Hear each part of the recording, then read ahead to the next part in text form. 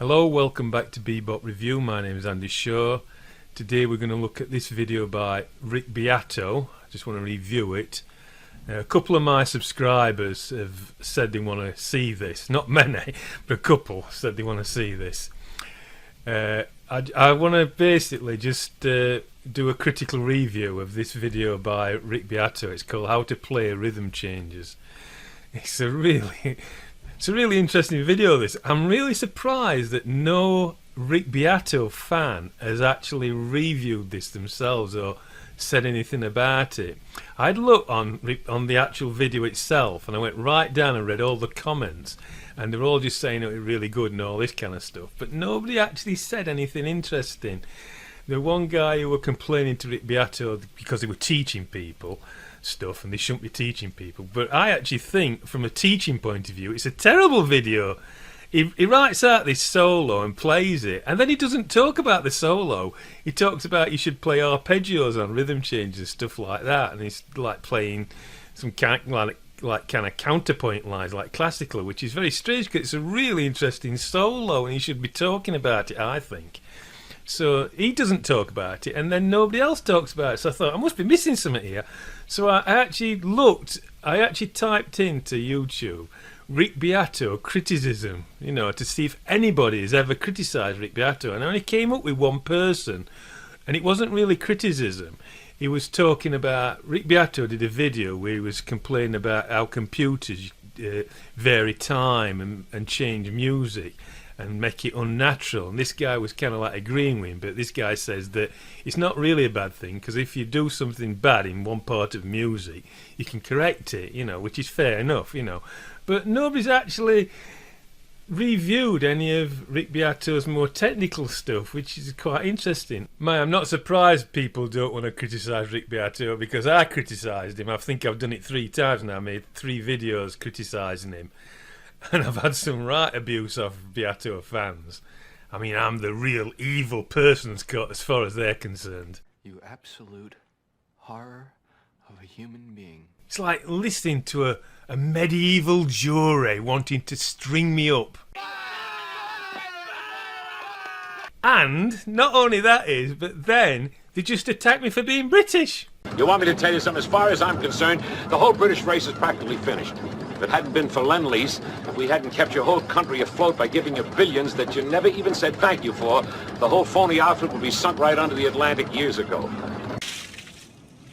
You English, you think you're so superior, don't you? Well, you're the filth of the planet. A bunch of pompous, badly dressed, poverty-stricken, sexually repressed football hooligans. Yeah, I'm not kidding. Anybody would think I'd murdered somebody, where they go off, all these Rick Beato fans with the comments. They seem to pick on you, don't they, Casper? Why is it? Don't know, sir. Because you're a bad one? Maybe I am sometimes, but I'm not that bad, sir. I know stacks of other kids that swear to me, but they seem to get away with it. Now, I just want to say something to these Rick Beato fans. You know what I mean? Rick Beato himself has criticised people. He criticised the film Whiplash. He made a whole video on it, criticising the film Whiplash, right? Adam Neely did the same. He's appeared on Adam Neely's How Not to Suck at Music, criticising people, although I must admit that's people who want to be criticised, but I don't think the people who made Whiplash wanted him to criticise that. So, you know what I mean? If he can criticise, and I've seen him criticising people on his own site, right, in the comments section, I've seen him criticise people where he is actually wrong. He's wrong because I know, because I've actually studied that era, the bebop era, and he's come out with stuff that I know he's not right about, and he's really criticised them, and he's wrong. So, you know what I mean? People like Rick Beato and Adam Neely and all these other people, right, who go around and they're criticising, they're not, as far as I'm concerned, they are not immune to be criticised themselves, you know what I mean? So I think you're all being unfair when you're laying into me, with all these nasty comments. If you don't like me, all you got to do is press the button that marks the video down. That's as easy as out. I don't want to listen to your crass comments. If you've got something interesting to say about the video, technically what I'm actually saying, that's fair enough. I'm quite interested to hear what you've got to say. But just coming on insulting me, it's just daft.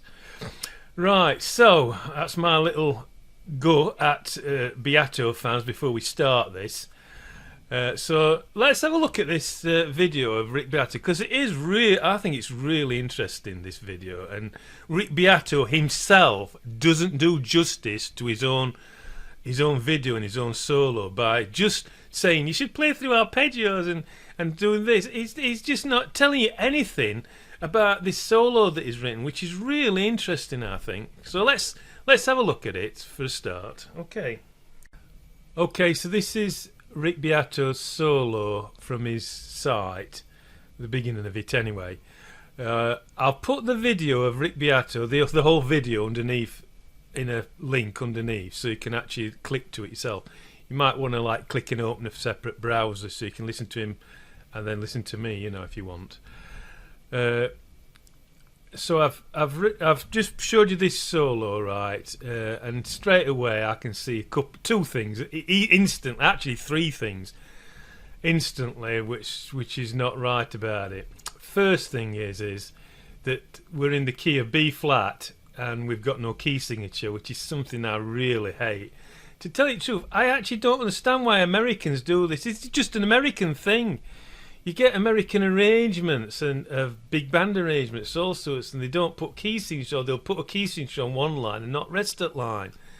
You know, it's just, I just don't understand it. You know, in Britain, if you don't put a key signature, you get your hands chopped off. I'm telling you, you'll get a rack across your arms with a flipping cane if you don't put a key signature. And in America, it just seems to be so sloppy, the whole music writing, you know, no key signatures. It's just crazy. You just, to me, as far as I'm concerned, you really don't be able to, you can't see as much if you don't put a key signature. You put a key signature in, you can see so much more in the music. You know, it's just mad. I just don't understand it at all. You know, my goal in life is to get all Americans to use key signatures. You know what I mean? So if you're an American, use a key signature. Okay. The second thing I don't like about this is this here. This is a B flat major 7 chord, right? And he's playing the root B flat, which means it could be a minor ninth or a half step above the chord. Adam nearly talked about it in one of these videos. I'll just put that on, let you listen to it. One other thing aside from the analysis here is, you know, let's say that chord, that second chord is A major 7. Something to keep in mind is when you have the root of the chord in the melody, you have to be careful with major 7 chords, because if you have an A major 7 chord and you have an A in the melody, you're also going to have a G sharp in there somewhere, because that's the major 7. And that's going to either create like a minor ninth or a half step. And while that can have a cool effect if that's what you're going for, it can also disguise the melody in a way that you may not want. So that's just sort of an old school arranging technique. Often what is taught is to make that major 7 chord into a 6 chord, like an A6. Yeah, so I hope you believe that that's not so good. That it's not a good thing to put a B flat on a B flat major 7 chord. Right, the next thing I don't like is this here. This G7 flat 9. I don't understand why he's put a flat 9 in, because he's not emphasising it, is it?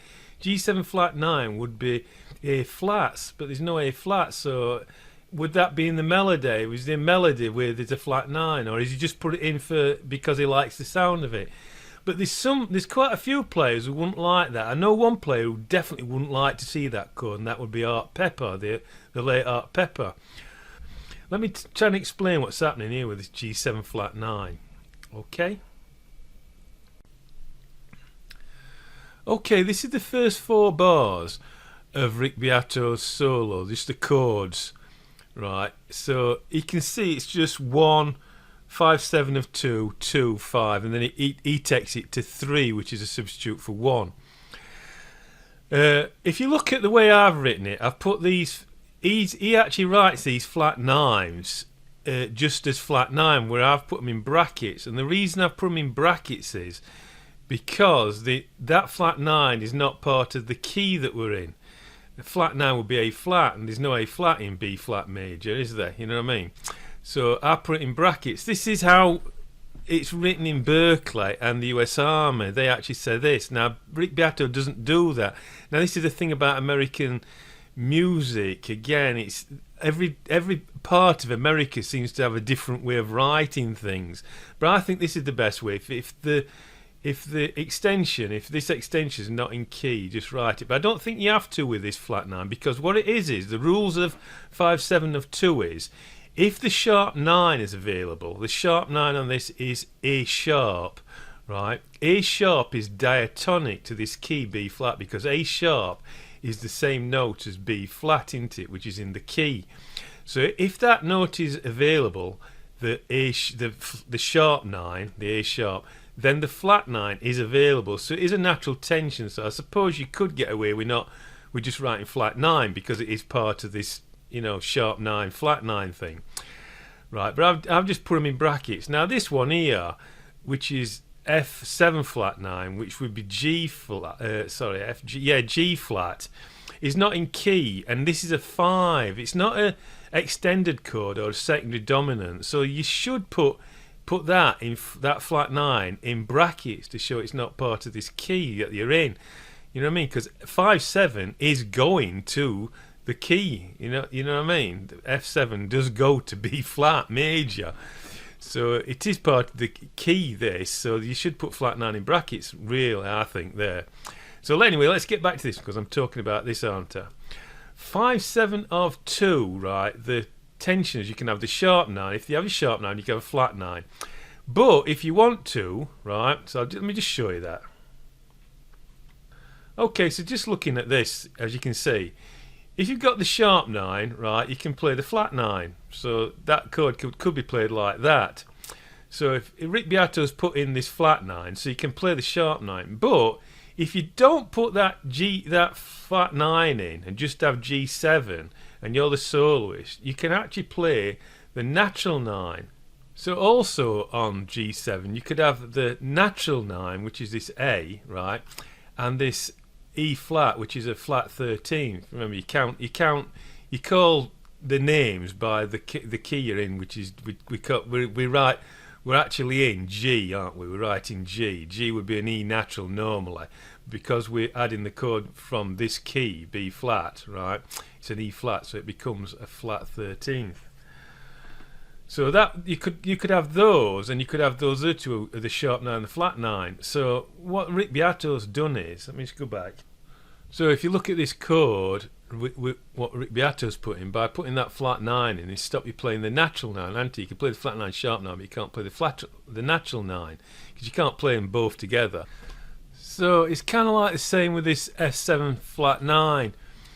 If you put the flat 9 in, you're not going to play the natural 9, because that means you've got something like F sharp, F, G flat, and then G all together. It's not going to be very good.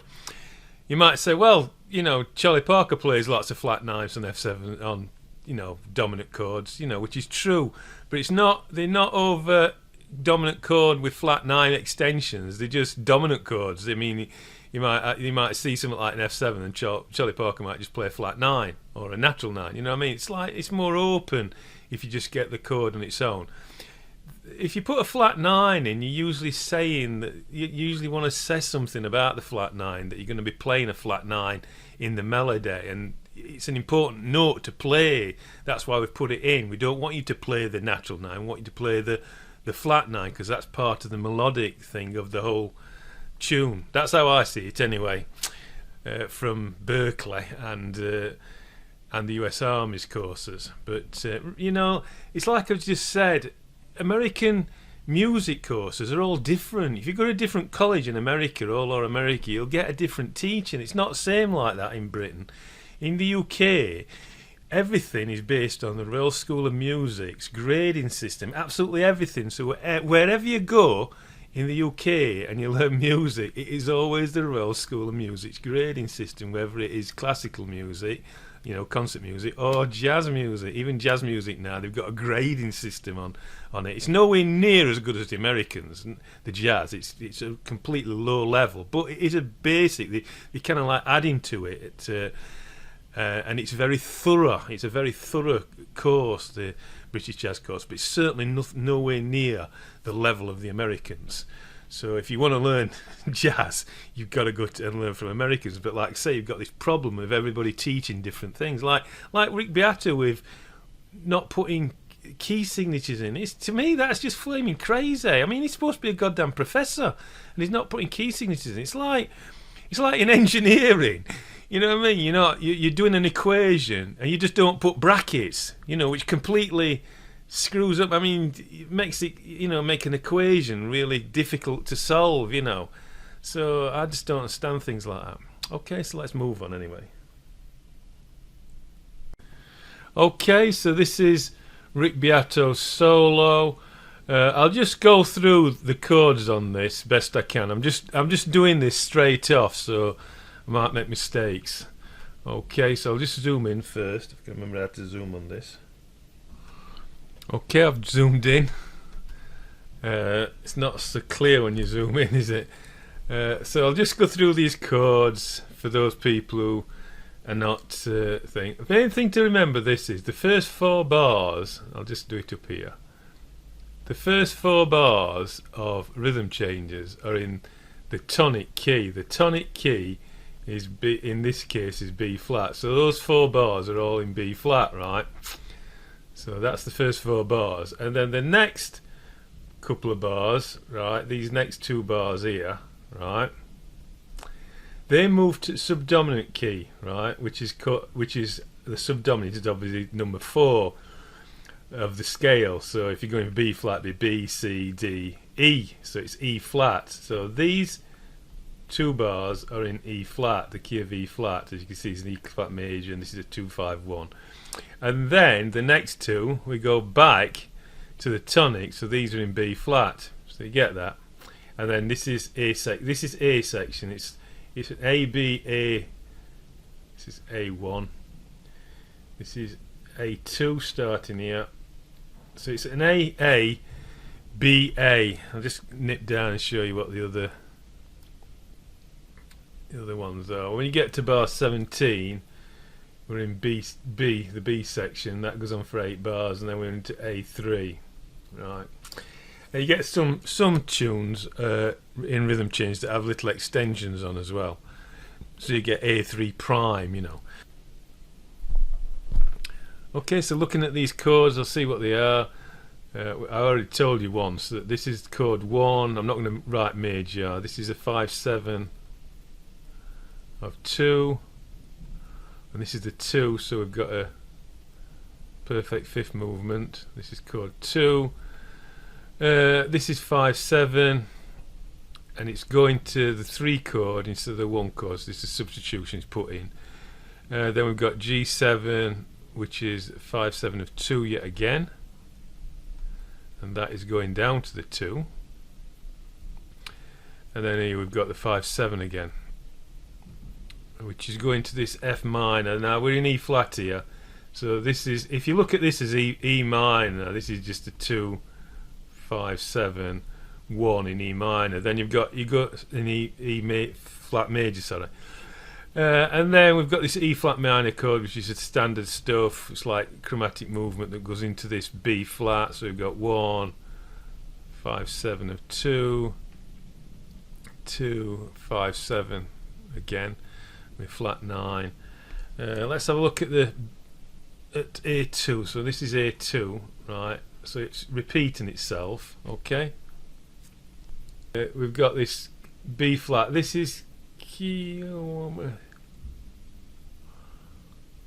We've got chord 1 again, but this time instead of this 5/7 of 2, which we had before, we're going sharp 1 diminished, sharp 1 diminished, which is taking you to 2 chord, and then that's sharp 2 diminished, taking you to 3 chord, and then this is 3 D minor G7 flat 9. This is 5/7 of 2. So we've got this D minor going to G7, so it's kind of like a 2/5, but it's going in C. You know what I mean? But then we're going this. It's a deceptive. This is kind of like deceptive because we've got G7 flat 5/7 of 2, which should be going to C minor as it is up there. Look, let's just write that in like that. But we're going to C7 instead, and then to F7, so we're getting extended dominance. Now, extended dominance normally starts on a strong beat, but we've got it started on a weak beat, so it's kind of like deceptive, this. So you're expecting that to go to C minor 7, instead it's going to C7 to F7, so it's interesting. And F7, and then we're back into this 2/5 thing. In E flat, 2, 5, 7, 1. Remember, this is it. This is E flat key. I'm just write it so it's easy to see. Then he's using a diminished chord, E diminished, so we're going sharp 2 diminished again.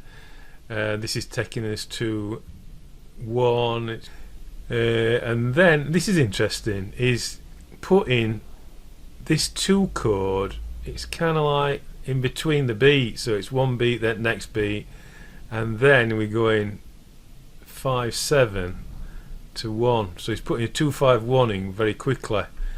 This is interesting. He's going B, C, so we're rising up B6, C6. This is where I got these chords out, B6, C6. So that's like a sharp 1, and B, C, that's like a 2/6 in it instead of a 2 minor. Interesting. And then we're going into this. Oh, this is the bridge section. I'll just write that down. This is B section. This is bridge.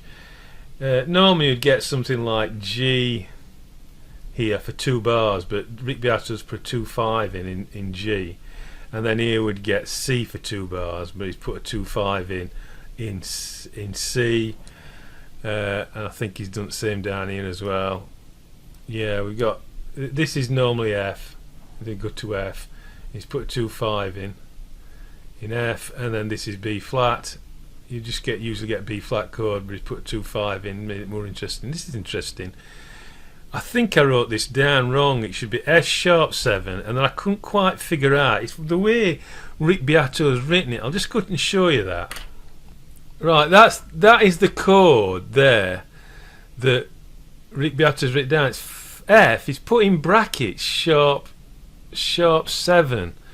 So F, that would be E, right? Sharp 7, that would be E. Yeah, it's out of the key, so F, because we're in B flat, so it'd be flat, wouldn't it? So F sharp 7 is an E, and then we've got this sharp 9, which is G sharp, and a 5. Does that mean sharp 9 and a sharp 5 though? I don't really understand that chord. It's not written in US Army Standard, which US Army Standard is when you write in brackets and then build it up so you can see what the lowest and the highest is, like I've done there.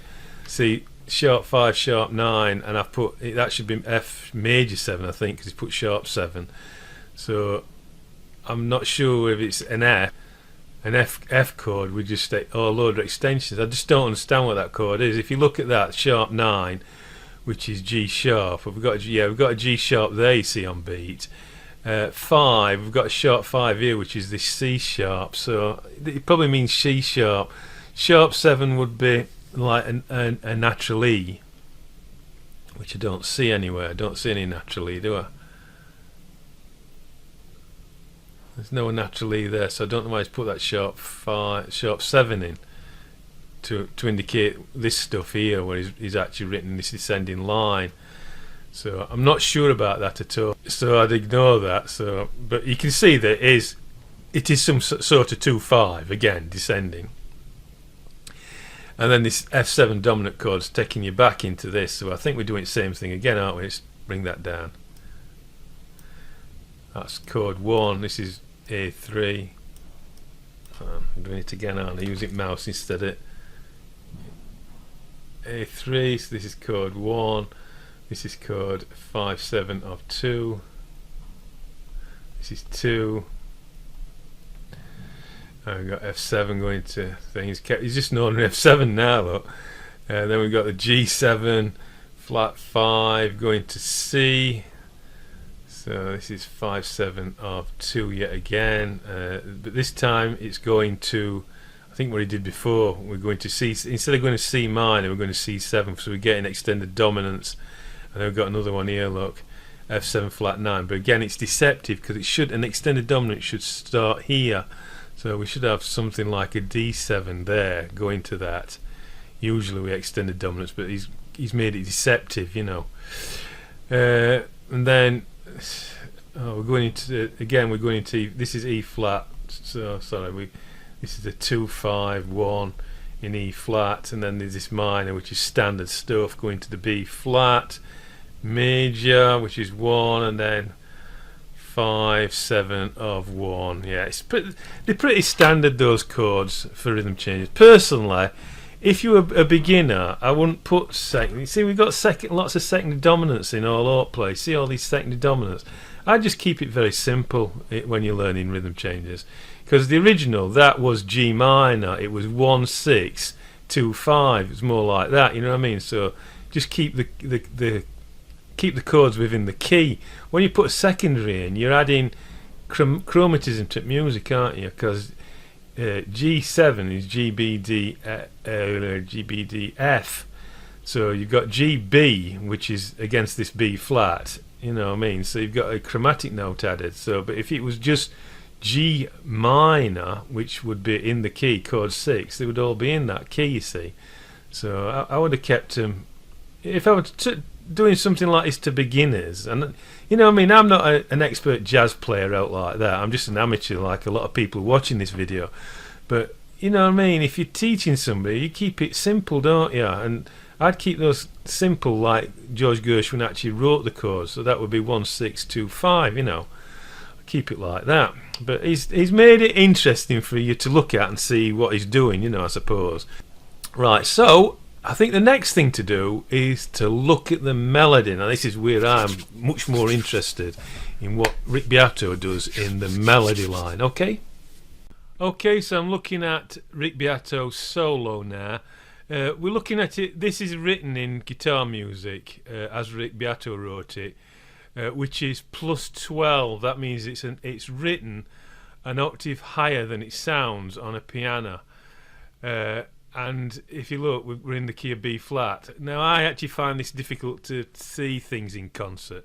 So what we're going to do is we're going to switch it to +9, which is alto saxophone, which is which will make this 1 minor third lower. All the music will look a minor third lower. So I'm going to put it into alto sax key, which will be G, right? A minor third lower than it's written here. And I'm also going to put it into Band in a Box, so we can listen and I can just talk about it a bit better, thinking Band in a Box, okay? Okay, this is Rick Beato's solo in Band in a Box. I think first thing we'll do is I'll just play it through. Obviously, I can't let you listen to. I don't want to listen to Rick Beato playing it, because when Rick Beato plays it, he puts in his own interpretation. You know, like bending and slurring to notes. I just want to hear the notes clean, and a computer can do that really well. I personally can hear more when a computer plays it. When I say more, things like voice leading lines I can hear better and stuff like that, and the actual clean boppy lines, you know, it's hard to explain, but I just hear it better in a computer and in my own key. So I'm just going to run this through. I'll just run a chorus. I actually put this in multi-times, so I'll just play a chorus and let you listen to Rick Beato's solo in very clean computer language.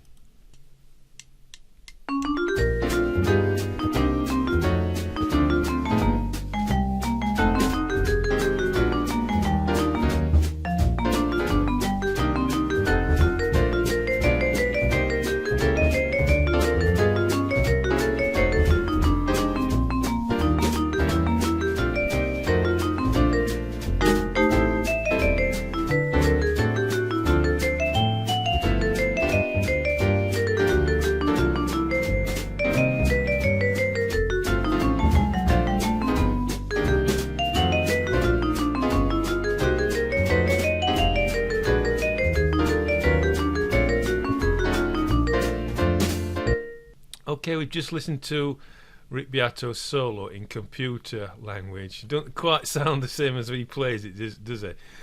but you can hear certain things. I can hear certain things. This first phrase, I'm not right keen on this first phrase. You know, let's just have a listen to this first 4 bars.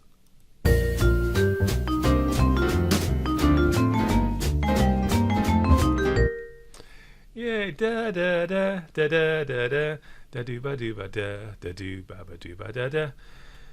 I mean, it's all right. There's some I mean, voice leading's good. You've got this E going to this D, C, and then you're getting a funny voice leading. I mean, you've got D, which in bop would be an accented note, so you wouldn't want that really up there. But it works on this because it's not playing as an accented bop note that's going anywhere. It's going do do do do. So you're getting the voice leading going from C to B to A to G.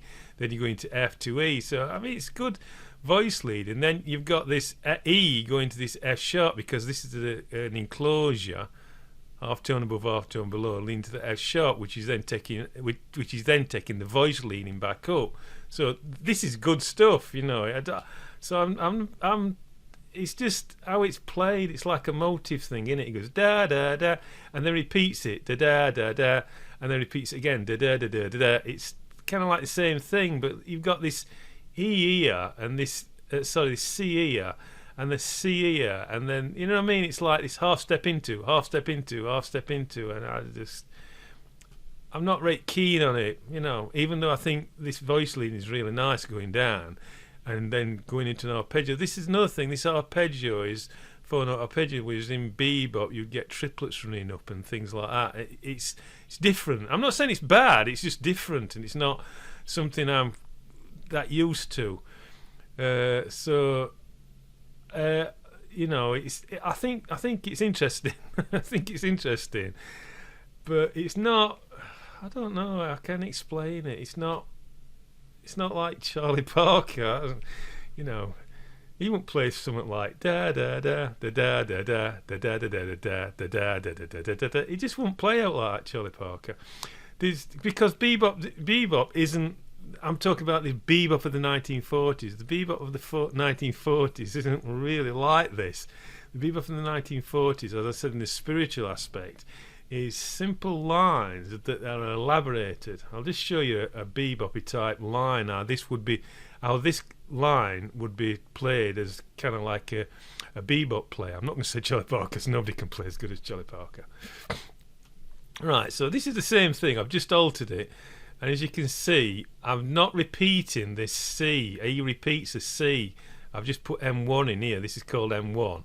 And I've put M2 in here just to elaborate it. It's the same. If you look, it's the same look. We're going B to C to thing. I've just elaborated that. B, C, then A.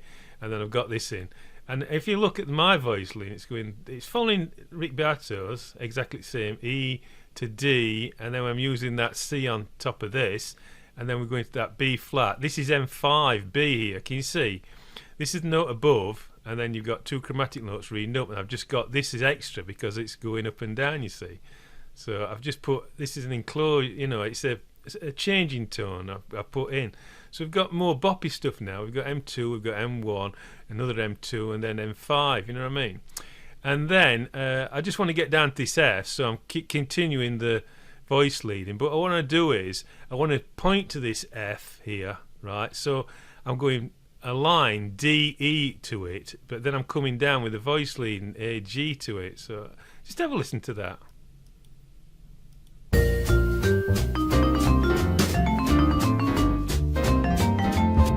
See, to me that is more boppy. I much prefer listening to what I've just written than what Rick Beato does. Even though that is, you probably think that's nicer. It depends how your ear listens to stuff. I'm more interested in hearing boppy stuff and enclosures and M2s and all like that. So to me, that sounds nicer.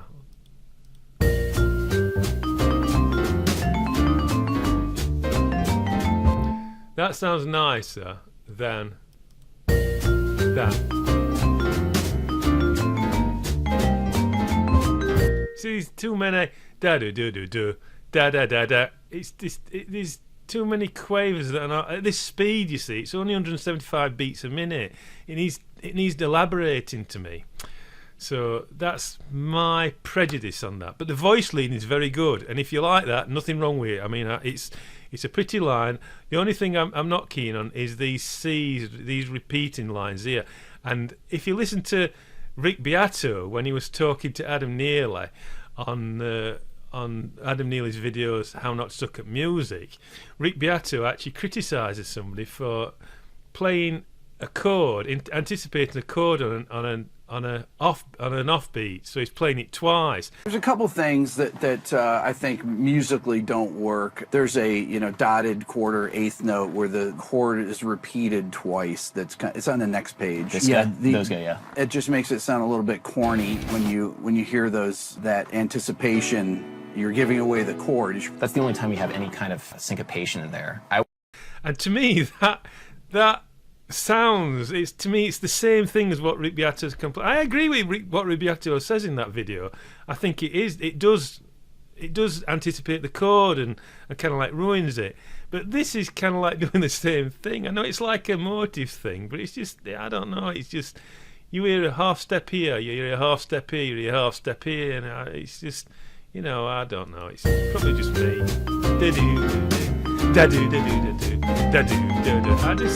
To me, that's not bebop, that kind of playing. It's Charlie Parker never play out like that. So let's just move on to the next bit then. Right, this is the next bit of Rick Beato's playing. Right, just have a listen to this. It's just these two bars, really. Just listen to these two bars. Ba ba do do do do do do do ba da. It's again we've got voice lead in here. Look, we've got in F to this E. We're dropping down to E to this D, and then it's from this D to this C. Kind of like finishes there, or you could say it's dropping down to this E and then D. I don't know, but it's not. Again, it's not really good bebops. It's not a really good bebop voice lead in that, and it doesn't sound. Just listen to it again. It doesn't really sound like a bebop line. Listen. It's so pedestrian. Do do do do do do do do do do. I don't like it. I don't like that thing. It's like I say. It's probably me. It doesn't sound bad when you listen to the whole thing. It's just these little things. It just irritates me. So I'll just show you again how I would write that. And this will sound quite complex to some of you. Just to what I've done. I've actually, if you look what I've done here, this is very bebop-y. This here is M5B. Can you see the note above? We drop in, we go into E, but it's on the beat. M5B is usually off the beat, but I put it on the beat. So if you look there, I'm just going there. I'm just playing that E flat to bring it in. So I'm doing a Rick Beato playing a half step, and then I'm playing M5B here. But this then sets up another M5B, which is taking the voice lead in, a different way. So you get the voice lead in F, off the beat, right? Then on the beat, and then this is running down into this part here, which is this C. You see how it's turning into C, right? So the D goes to C, and then we've got another M5B here, look, which takes you to B. So that is just simply M5Bs, right? And then we join up with Rick Beato here, right? So just listen to my version of it. It might sound a bit strange to some of you, this, because of the way I'm using. See, that E flat is not with a D minor chord, but we're kind of resolving on the ninth, you see. So it'll sound a bit out, but I actually like it.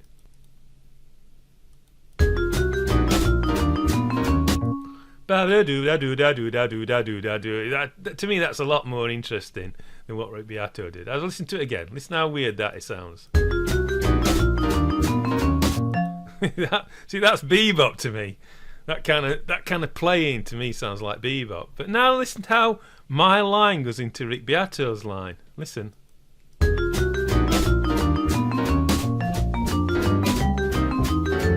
See, I think it goes into Rick Beato's line really nice.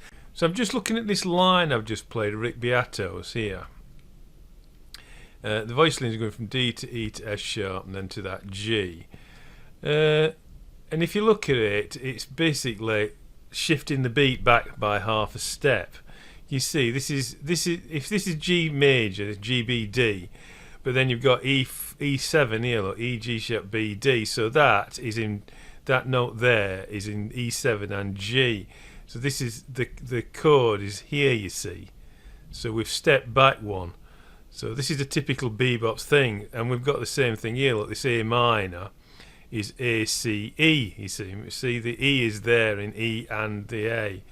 So you're getting that note there, and then he's repeating it going up there to this F sharp, and then to that G. The only thing I don't like about this, which is not, I mean, it sounds really good. It's not really what a bopper would play. Really, they won't want to be repeating things like this B, because what happens is the voice lead is going for D, E, F sharp, and you end up getting B's here and then C's there. So you get another line, you get obscure lines, but it is driving it all up.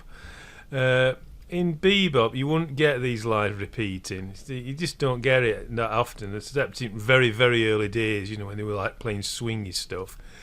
So I've just written it out how a bopper might play that. This is more bebop-y stuff. So I'll just tell you what I'm doing here. I'm following this G major 7 chord, so G, B, D. This D is obviously the same as Rick Beato. I'm thinking G sharp diminished now, so I've got this G sharp, and we've got these notes in which are 9th above, so we're going to G sharp diminished. Just here I'm keeping with this, well, what I'm doing is I'm keeping with this chord, so this is anticipating this A minor chord, so A, C, E is A minor, so it's like shifting beat back.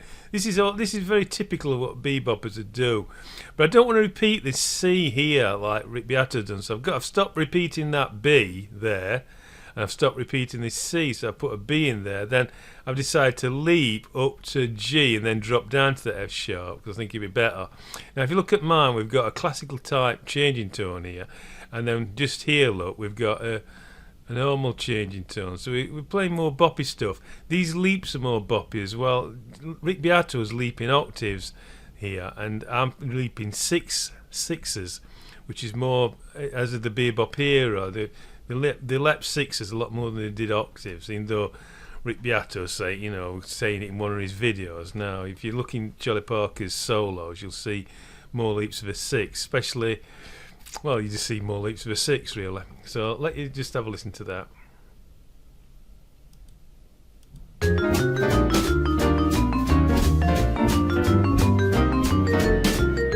See, not a lot of difference, is there? It does sound. It's got the same shape and everything, but it's just these extra notes make it more like a bebop solo to me. Have another listen to it.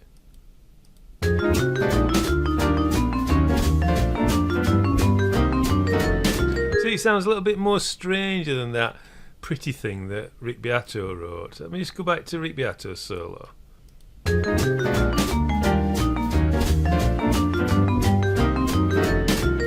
See, that to me just sounds a bit too pretty and cliche, you know.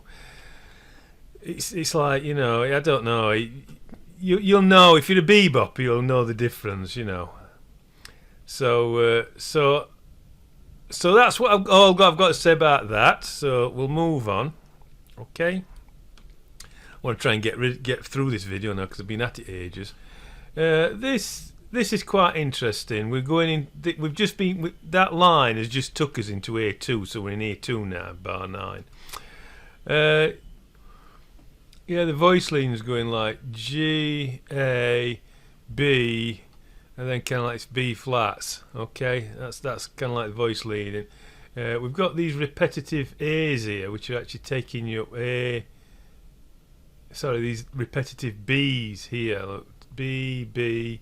So we're going B, and then that's taking you up to that C. This is the enclosure, so this note is driving down. So you've got like another line here, B, C to that B, but then you've got a line here going G, A, B. So that there's a lot of notes concentrating on this B here, you see. And then it's going to that B flat down. It's all right. It's all right. I personally wouldn't construct a line like that I'd be wanted to look at these diminished chords more in, you know, a bit more clearly, and probably have a line that's coming up very strong, a very strong simple line coming up and then descending down here. But it's all right, that, and it sounds boppy, the way he accents it on guitar. So I haven't really got much problem with that. You can have a look at it and see what you think about it. I mean, and the way he's put notes into this is not bad. So I'll just let you listen. Have you listen to that?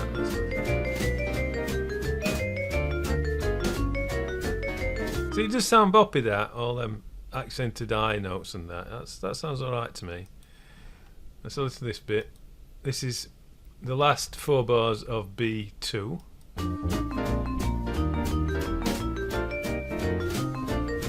That is really cliche. I must have heard things like that 1,000 times. Don't like that at all.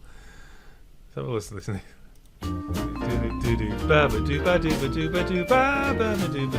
It's alright. I mean, it sounds good, but I've just heard it a million times. It's so cliche, that. You really want to put something different in there, don't you? Okay, so this line that Rick Beato, I just play it once more for you, just to listen to.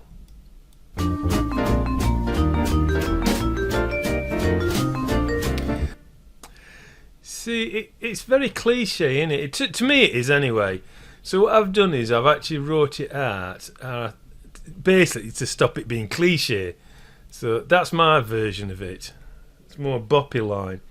So I'll just let you listen to that from here, from this bar of just the preceding 4 bars. So this is the whole A2 section. Just listen out. I've also altered Rick Beato's. If you just look there, you see how Rick Beato's goes down. Well, what I've done is I've just brought it up so I can hit that D. Okay, what I've written in. See, I'll just show you that D there. So it's just. So I'll let you just listen to that.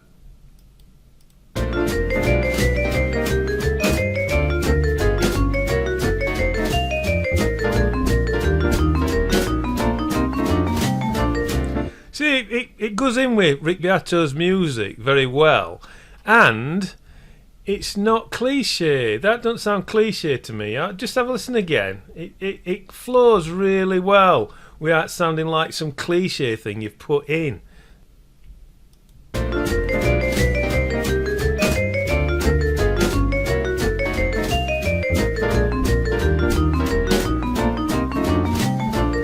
See, that sounds a lot better to me. It flows in from what Rick Beato's done. It doesn't sound cliche. It sounds bebop, and it's running up to this part here, this part of Rick Beato's solo, and joining back in. Really nice, and I just think it's better personally than that cliche thing what I've heard so many times. It's so irritating here, you know.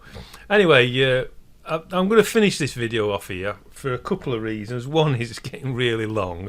I just want to say one more thing before I finish, but basically I want to do this also, finish off, because I want to finish in sympathy with somebody else who criticised Rick Beato. Since I've started this video, I've seen somebody else who criticised Rick Beato, and what he says is he sent some music to Rick Beato to criticise, and he wasn't very happy, and he made this video about Rick Beato's criticism. And one of the things he criticised is that Rick Beato didn't listen to the whole of his song. He cut it off before the end. So I'm doing this in sympathy with him.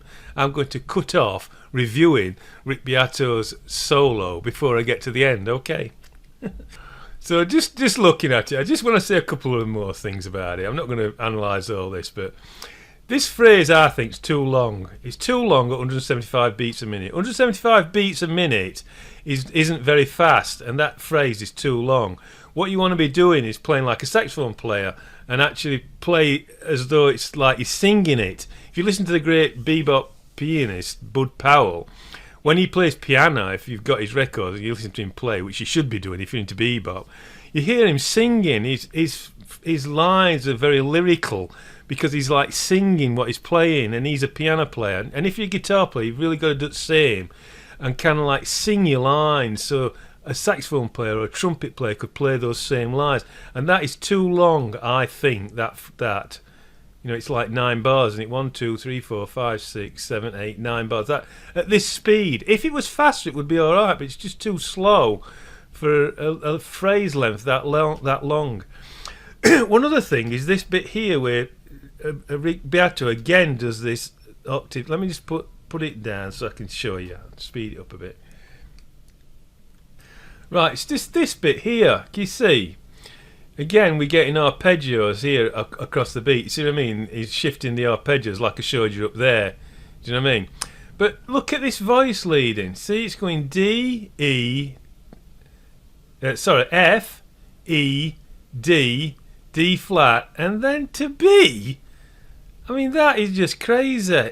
Rick Beato, he knows. When I see things like that, I'm thinking, does he actually know what he's doing to actually finish off the tune like that? Let's just go back to Band in a Box just for a second. Okay, so this is in Band in a Box, and this is how Rick Beato's finishing it off. Look, D, C, B, B flat, G. Now, just listen to that. See, I can hear that B flat not resolving to an A or something. So again, what I've done is I've actually just finished this off. Let me just finish it off. I've just put a chromatic line in here, and look, now I've took it off while there's 6 movement up to A.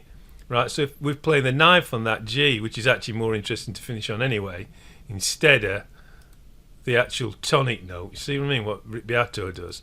So now listen, and if you've got good ear, you should be able to hear that the voice lead just feels nice now.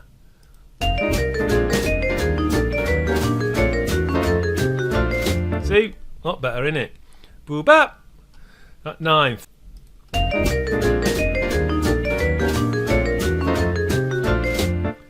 Okay, so that's it finished then. So I'll leave you to it and let you have a look at it yourself. So it'd be interesting for a Rick Beato fan to actually finish it off, finish where I've started. Or slag me off. Okay, so I'll see you in another video. Bye.